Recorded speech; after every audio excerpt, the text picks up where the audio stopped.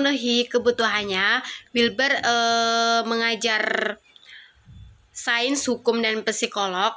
Pada tahun 1972, ia menikahi seorang muridnya yang bernama Amy Wagner. Istrinya bekerja di sebuah toko, yaitu toko buku terbesar yang ada di sana. Selain mengajar juga, Ken Wilber banyak menghabiskan waktunya untuk membaca dan menulis, sampai menghasilkan puluhan buku baik dalam bidang sains, filsafat, psikolog, dan spiritualitas. Setelah berpisah dengan istri pertama, Wilber pindah ke San Francisco setelah pernikahannya pada tahun 1983. Selama hampir 10 tahun lamanya, Wilber tidak menghasilkan tulisan karena ia harus fokus merawat istrinya yang diagnosa mengidap kanker. Ken Wilber mengalami perubahan yang sangat luar biasa atau sangat drastis ya teman-teman dalam hidupnya. Ia lebih cenderung mendalami ajarannya dan pengobatan spiritual,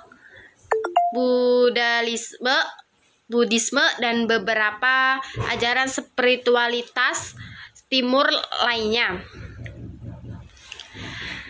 Karakter dan konsep epistemologi Ken Wilber. Jennifer Woodhull menyebut Wilber sebagai seorang integrasionis, filsuf, psikolog, guru spiritual, dan penulis yang produktif.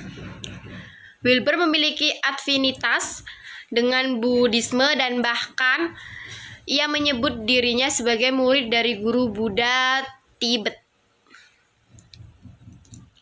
Sebagai seorang pemikir dan ahli psikolog, teoretis yang terkemuka dewasa ini, Wilber memiliki kemampuan dan analisis yang kuat untuk melakukan sintesis dan berbagai bidang ilmu meliputi psikolog, filsafat, dan sosiologi, antropologi, dan agama seperti yang saya jelaskan tadi di atas. Walaupun kurang jelas, dan agama ya. Ia juga mampu mengintegrasikan dua hal dan sudut pandang yang secara nyata bertentang seperti timur dan barat, psikolog dan filsafat, serta sains dan agama.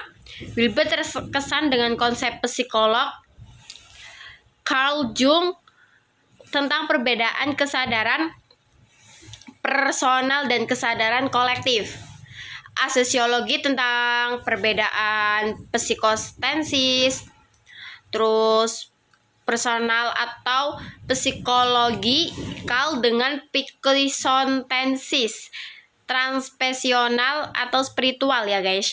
Kedua, konsep inilah yang memberikan inspirasi bagi Wilber untuk pertama kali merumuskan model integralnya. Wilber juga terkesan dengan filsafat perennial yang dipaparkan oleh Huston Smith dalam bukunya Forgotten Truth terhadap pemikiran Wilber, terutama pandangannya tentang agama umumnya dan spiritualitas khususnya. Geoffrey Dewey menyebut Wilber dengan berbagai variasi gelar dan keunggulan.